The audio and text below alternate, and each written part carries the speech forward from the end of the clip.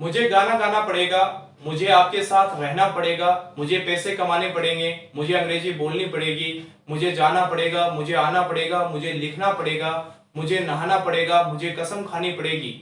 सो हिंदी में जो पड़ेगा वर्ड आपको दिखाई देता है उसके लिए हम इंग्लिश में कॉन्सेप्ट ऑफ फ्यूचर कंपल्सन का यूज करते हैं। हमने अब तक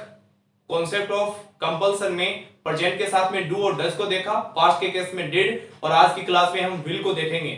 विल के साथ में यदि आप हैव टू का यूज करते हैं तो हिंदी में पड़ेगा सेंस दिखाता है, मींस फ्यूचर में कोई काम यदि आपको मजबूरी में करना पड़ेगा वहां पर हम इस कॉन्सेप्ट को यूज करेंगे। For example will subject have to then object, this is the structure. जैसे मैंने आपसे पूछा कि आपको पैसे कमाने पड़ेंगे, will you have to earn money, क्या आपको झूठ बोलना पड़ेगा, will you have to tell a lie, क्या आपको विदेश जाना पड़ेगा, will you have to go to abroad, क्या आपको खाना पकाना पड़ेगा, will you have to cook food. और कुक अप स्टोरी का अर्थ होता है मन गढ़ंत कहानी बनाना, क्या आपको मन गढ़ंत कहानी बनानी पड़ेगी, तो आप क्या बोलोगे, will you have to cook up story. क्या आपको बाइक चलानी पड़ेगी, will you have to ride bike, क्या आपको लिखना पड़ेगा, will you have to write, क्या आपको इंतजार करना पड़ेगा, will you have to wait. यदि आप पॉजिटिव सेंटेंस बनाते हैं, हाँ मुझे इंतजार करना पड़ेगा, yes I will have to wait, हाँ मुझे लिखना पड़ेगा, yes I will have to write, हाँ मुझे आना पड़ेगा, yes I will have to come, हमें आना पड़ेगा, we will have to come,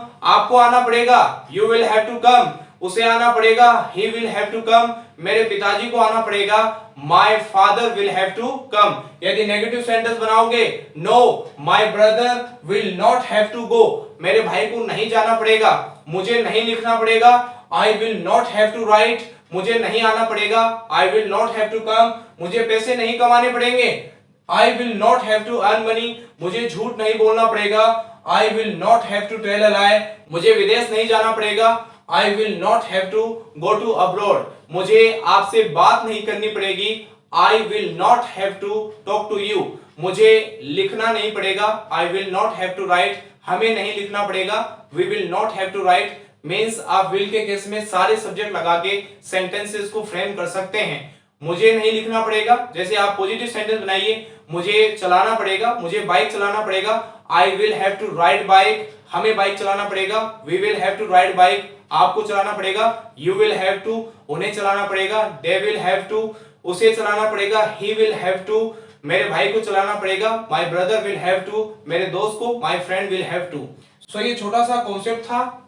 concept of compulsion. Present में डू और डज, पास्ट में डिड, और फ्यूचर के लिए will. Do you have to, does your brother have to, did you have to और विल यू हैव टू, ये हमने अब तक सीखा है।